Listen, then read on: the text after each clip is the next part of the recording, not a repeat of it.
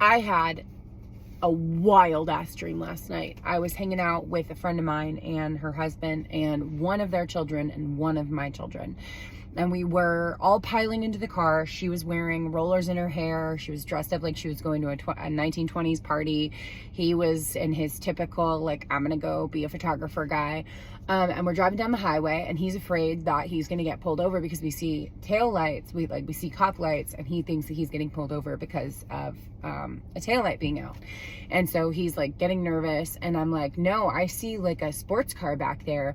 I'm not sure like what's going on, but they look like they're evading the police. And he was like, oh, that's strange. And so driving down the road, and the sports car just starts like causing accidents left and right. And so like even in front of us, people like start like running off the road and flipping cars and just like, oh my God, like it was intense. And we're just up here like, okay, like you can avoid this. For some reason, he's driving, I'm in the front seat, the two kids are in the middle, and his wife is all the way in the back.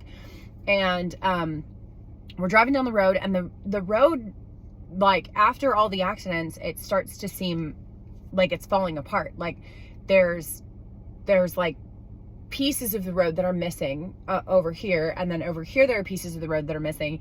And then we pretty much like jump over a bridge onto like another bridge and just keep driving. And suddenly we're like, oh my God, I think the road is gonna end.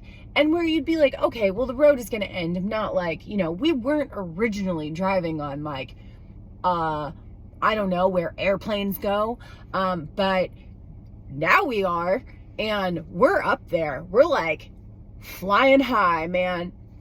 And so we launch off of this road, and in my dream I was thinking, this can't be real, this isn't real, this can't be real, this isn't real, this isn't real. How do I land this? How do I land this car with all of our family? How do I land this car? And I'm straight up like in the passenger seat, and I'm like, this isn't real, this isn't real, I can't wake up, this isn't real. How do I land this car? And I was watching Unicorn Academy with my kids the night before, and one of the unicorns has the power to make a rainbow bridge out of light. And so I just started looking for a rainbow, and there was a rainbow under us, and I was like willing the rainbow into existence, and then it just happened, and there was suddenly like a rainbow road. And the rainbow road was like, wow, we are really still flying, guys. But we slowly start to turn and start to like land where we are. But we land on this island. No, it was not Unicorn Island, though I do wonder what would have happened if I landed on Unicorn Island in my dreams. But no, unfortunately, I'm pretty sure that this is the beginning of Vision Quest. So we land on this island, and we walk into this like restaurant, and we're like, what is going on? These children are eating some weird stuff. The parents are doing some weird stuff. I don't even want to get into details because my brain went to some really fucked up orgy type places. And I had my children with me. Well, I had my child, and they had one of their children, and it was really awkward. Very shortly after we landed into that restaurant, all of them disappeared, and I was alone, and I was looking for them. And someone said, those were just your messengers. Those are just the people to bring you here. And I was like, oh, okay, so why am I here? And they're like, I don't know yet. You have to find the person who sent you the invitation. And I was like, I don't understand.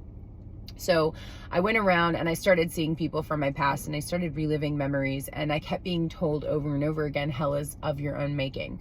And I was like, okay, so where am I? And then someone told me I was in the underworld, and that the people around me are all in the underworld. And I was like, so they're all in hell? And they were like, no, they're in the underworld. Some of them are in hell, but hell is of your own making. Some of them are just existing, and some of them know that they're reliving their experiences, and they're trying to figure out whether or not they need to change those experiences, or whether or not they just need to accept them for what they were.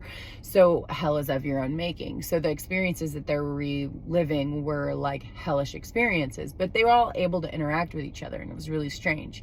So I start walking around, and I meet this 20-something brownish, tannish man. And I suddenly look at him and I was like, Dad? And he goes, yep. And I was like, why am I here? And he goes, I need you to understand. And I was like, what am I here to understand? And he said, hell is of your own making. And I was like, what are you reliving? And he goes, everything. I'm reliving every choice I've ever made.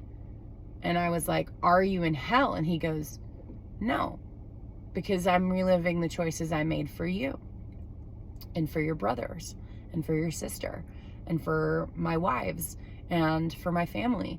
And some of those choices were good. So he said that he's been there for 10,000 years. I'm like, how do I get home? And then people keep offering me food. And he goes, I know you know your mythology. You don't eat here. And I was like, oh, shit.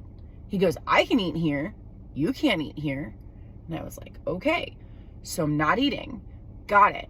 And then I got pulled into like what I can only convey as like the principal's office, or the manager's room. And he goes, you need to eat. And I was like, no, thank you.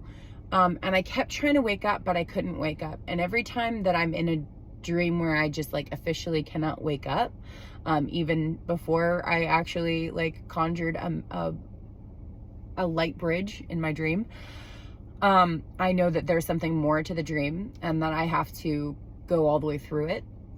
And so I ran into someone from my past who is still alive, who was also reliving some of his own experiences. And he was very, very intoxicated and very drunk. And when I woke up this morning, I just felt like looking at Facebook, and he was partying last night. Pretty hardcore from what I got from the pictures. So I don't know if he realizes that we might have run into each other on the astral plane, but that's a story for a different day. Eventually I woke up, I'm not really sure how, but I didn't eat anything while I was there.